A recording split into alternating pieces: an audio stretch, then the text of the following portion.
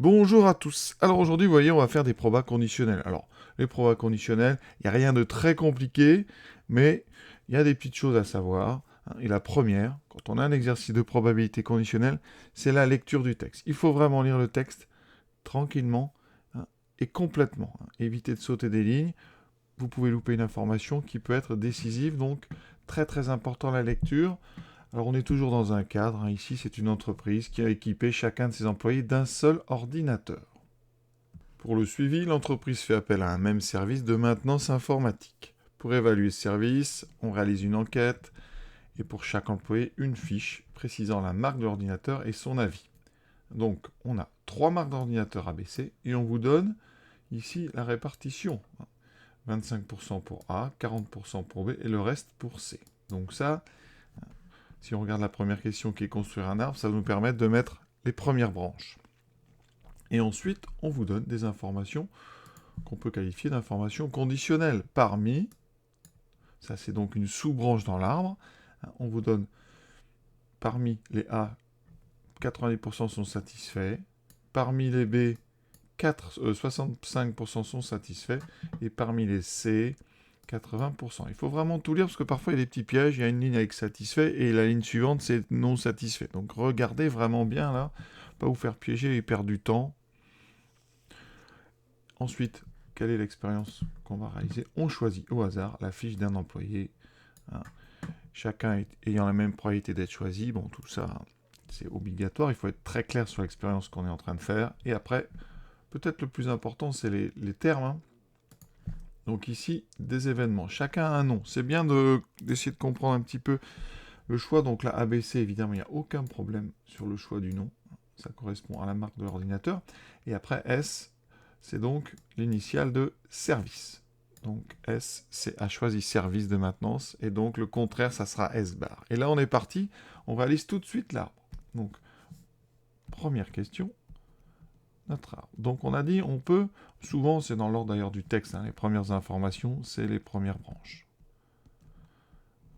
Donc on a 3 possibilités, ordinateur A, ordinateur B, ordinateur C. Dans l'arbre, on évite de mettre des pourcentages. Vous pouvez, c'est pas un problème, ça ne serait pas faux, mais c'est bien d'écrire plutôt des nombres décimaux ici. Donc 0,25, 0,4. Si vous préférez, vous mettez 0,40.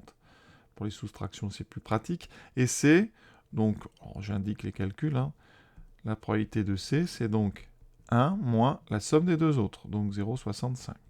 J'ai donc 35% pour C, une probabilité de 0,35. On a utilisé donc les premières informations. Maintenant, on fait ligne par ligne. Parmi, donc on est bien dans une conditionnelle, le 90%, c'est parmi, donc on est sur une conditionnelle, c'est satisfait parmi A. Donc c'est P de S sachant A.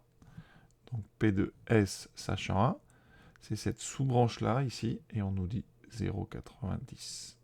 D'accord? On peut mettre 0,9 si vous voulez. Et ici, donc, tout de suite, S bar, ça sera 0,1.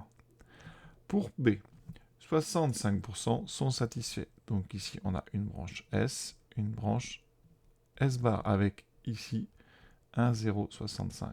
Ce 65%, c'est P de S sachant B. On fait la complémentarité par rapport à 1. J'ai donc 0,35 pour S bar, sachant B. Et il nous reste C, donc S, S bar, 80%, donc 0,8 pour S, sachant C, et donc 0,2. On a rempli l'arbre. C'est pas le plus dur, mais c'est le plus important. Si votre arbre est bon, le reste a des très très grandes chances d'être bien fait. Ici, on est dans le type de proba conditionnel où il n'y a pas de piège. On remplit l'arbre directement. On va dire très très peu de risque de se tromper pour placer les nombres dans l'arbre. Et donc, on peut avancer tranquille. On n'a même plus besoin du texte à partir de ce moment-là, puisque tout est dans l'arbre. Donc on va répondre maintenant tranquillement à chacune des 3 questions qu'il reste. Deuxième question maintenant. Donc, calculer la probabilité que la fiche choisie soit celle d'un employé équipé d'un ordinateur et satisfait. Donc là, vous avez un « et ». Première remarque, on pourrait formuler la question autrement. Ce qu'il faut bien comprendre dans les phrases avec des « et », c'est qu'on peut inverser les deux sans changer le sens de la phrase. Calcule la probabilité que la fiche choisie soit celle d'un employé équipé d'un ordinateur A et satisfait du service de maintenance. C'est la même chose que satisfait du service de maintenance et équipé d'un ordinateur A. Donc là, on est dans une intersection. Autrement dit, dans notre arbre, il va falloir passer par une branche A suivie d'une branche S. On aurait pu être dans un autre arbre qui aurait commencé par une branche S et ensuite une branche A. Ces deux chemins mènent au même événement, l'événement A inter S. Donc, nous ici, on a un chemin A, puis S. On emprunte donc une branche avec une probabilité P de A et une branche avec une probabilité P de S sachant A. D'accord ? Au bout, on trouve l'événement A inter S. Et d'après le principe multiplicatif des arbres, la probabilité donc de ce chemin, ça sera le produit des probabilités qu'on rencontre. Donc P de A inter S, dans notre arbre, c'est P de A fois P de S, sachant A. Vous retrouvez ici la formule qui dit que P de S sachant A, c'est P de A inter S divisé par P de A. Vous voyez, le cours, il est en fait à l'intérieur de l'arbre. Donc nous ici, P de A, c'est 0,25. Fois P de S sachant A, c'est 0,9. On a donc 0,25 fois 0,9.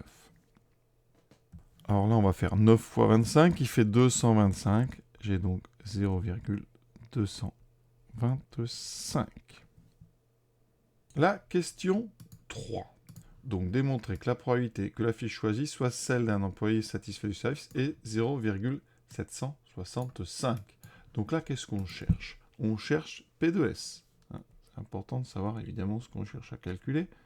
Donc on cherche à calculer la probabilité de l'événement S. Alors si on regarde dans l'arbre, l'événement S, il est scindé entre... Vous avez trois façons d'arriver à S. Vous voyez, en bout d'arbre, on a 3 lettres S.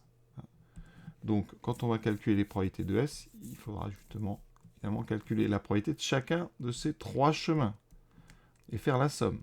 Dans un arbre, il y a un principe. Vous avez le principe multiplicatif. Quand on circule à l'intérieur d'un chemin, on fait le produit des branches. Et le deuxième principe, c'est que pour calculer la probabilité d'un événement, ici c'est S, on fait la somme des chemins, des probabilités des chemins qui mènent à cet événement. Donc, la probabilité de S, elle est découpée en 3.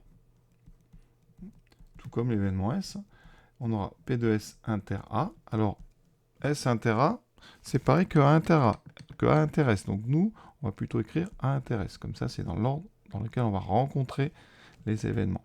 Plus P de B inter S, plus P de C inter S. Il faut bien comprendre qu'ici, en fait, ABC, ça forme une partition de l'ensemble des événements. C'est-à-dire qu'ici, notre univers est découpé en A, B ou C. A, B et C sont disjoints. La réunion des trois forme l'univers. On a donc ce qu'on appelle une partition. Et votre événement S, eh bien, il est découpé en 3. Et donc, chacune des trois parties, c'est A inter S, B inter S, puis C inter S. Voilà. Cette formule, quand on l'utilise, on peut dire que c'est la formule des probabilités totales. Chacune des trois probabilités ici, c'est un produit. Ici, donc, on a P de A fois P de S sachant A. Donc ici, je vais tout écrire. Ça, quand on détaille comme ça, c'est donc vraiment cette formule des probabilités totales. Plus P de B fois P de S sachant B. On est ici, là on a P de B. Ici on a P de S sachant B. Et plus P de C fois P de S sachant C. D'accord? Alors la première, on l'a déjà calculé, donc c'était pas la peine de redécomposer. On a trouvé 0,225. Pour la deuxième, P de B, donc on a 0,4. Il faut bien regarder dans votre arbre. Fois 0,65. Plus P de C, donc 0,35. Fois 0,8. On calcule ça, et si on ne s'est pas trompé, ça doit donner 0,765. Alors ici, il y a toujours un petit moment de suspense, parce qu'on se demande un petit peu si on a réussi à retrouver. Alors, 0,225, plus le premier produit fait 0,26 ou 0,260. Hein. Et le troisième fait 0,28, c'est-à-dire 0,280. On ajoute les 3, ça fait 0,765. Là, on est en général heureux. On continue. Dernière question. Sachant que la fiche est celle d'un employé satisfait, calcule la probabilité que cet employé soit équipé d'un ordinateur de la marque C. Voilà. Et on va arrondir le résultat à 10-3. Alors là, c'est ce qu'on appelle un calcul de probabilité conditionnelle. Donc on cherche la probabilité d'être ordinateur C, sachant, et là on est donc dans la population des gens qui sont satisfaits. C'est donc P2C, sachant S. Dans un arbre, c'est un chemin qui passerait par C, par S, puis par C. Vous voyez, nous, on n'a pas ça. On a l'arbre dans l'autre sens. Donc, vous ne pouvez pas utiliser l'arbre directement pour répondre à cette question. Il va falloir utiliser donc le cours et la formule qui permet de calculer une proba conditionnelle. C'est donc ici P2C intéresse l'intersection des deux événements, dans l'ordre que vous voulez, divisé par la probabilité de la condition, c'est-à-dire ici P2S. En général, dans ce genre d'exercice, on a déjà tout fait.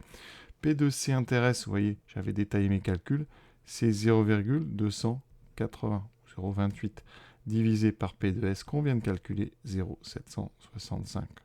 On fait cette petite division, on arrondit à 10-3. On trouve, vous voyez, 0,366 à peu près. Donc à peu près 0,366. L'exercice est à présent terminé. Je vous souhaite une bonne fin de journée à tous. À très bientôt.